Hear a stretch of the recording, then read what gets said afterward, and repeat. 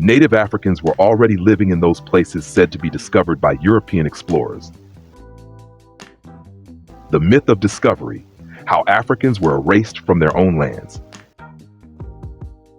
Have you ever wondered how a land filled with millions of people, thriving cultures, and ancient kingdoms could be called discovered by someone arriving from across the sea?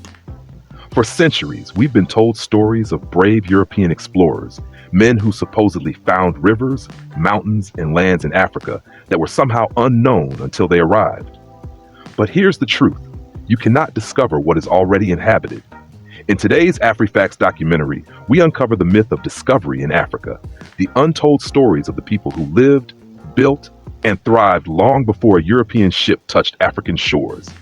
Stay with us till the end as we expose how language, colonial propaganda, and historical distortion erased African presence from its own map. Section 1.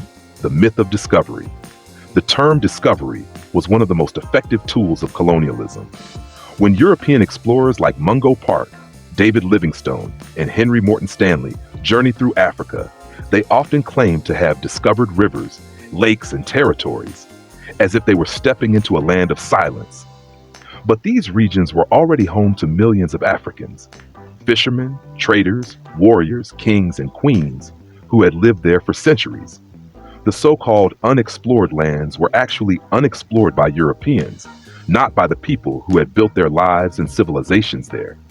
For example, when Mungo Park discovered the River Niger in the late 1700s, it was already the lifeline of countless African communities, from the Mali Empire to the Songhai and beyond.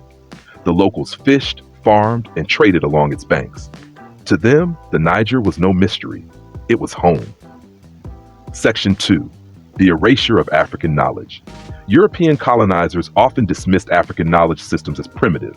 They recorded what they saw from their own perspective, ignoring the people who guided, protected, and even saved them. In many exploration accounts, the Africans who showed them the paths, translated languages, and led them through forests and deserts were barely mentioned. Yet, without these guides, most European explorers wouldn't have survived a week. The myth of discovery served one purpose: to justify ownership. If something was discovered, then it could be claimed. If it was empty, then it could be taken. This mindset laid the foundation for colonization, erasing centuries of African civilization from the world's history books. Section 3. Life Story 1. The people of the Niger before Mungo Park.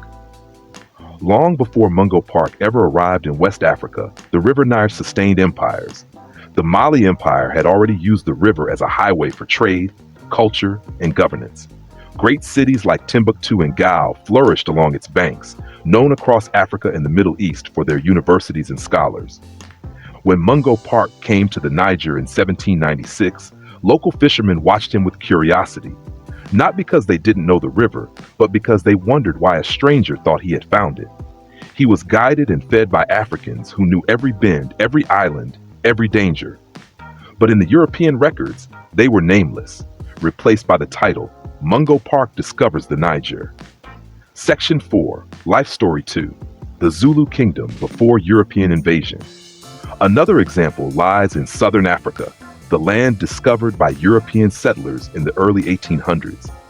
Before the first Dutch or British colonists claimed the region, powerful African nations like the Zulu, under the leadership of King Shaka Zulu, had already built organized societies with military discipline, advanced agriculture, and social systems.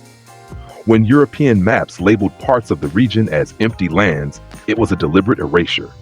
Thousands of people had lived, farmed, and fought for that land for generations, long before any European explorer drew it on paper. Shaka's rise and the unity of the Zulu nation were already reshaping southern Africa's politics when Europeans claimed to have discovered it. Section 5. Life Story 3. The Swahili Coast and the Myth of Discovery. Let's move to East Africa, the Swahili Coast.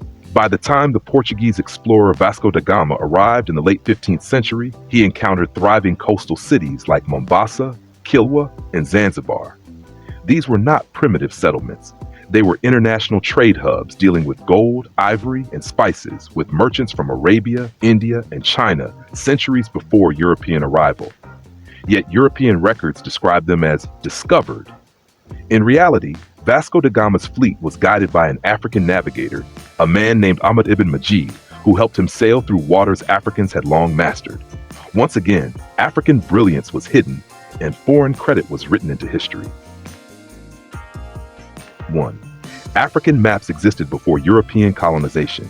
Ancient Egyptian, Nubian, and later Arab African geographers like Al-Idrisi had drawn detailed maps of Africa's geography long before Western explorers. 2. African explorers traveled vast regions. The Malian ruler Abubakar II is believed to have sailed across the Atlantic nearly 200 years before Columbus. His expedition reportedly left West Africa with hundreds of ships, proof of Africa's maritime ability. Number 3. Trade networks were global. From the trans-Saharan trade routes to the Swahili coast's Indian Ocean trade, Africans had already connected with the world, not as isolated tribes, but as powerful economic players. So the next time you hear the phrase discovered by Europeans, remember this: Africa was never lost. It didn't need to be found. It was home to civilizations that wrote, traded, built, and dreamed long before colonial explorers ever arrived. The myth of discovery is not just a lie of the past. It's a distortion that continues to shape how history is taught today.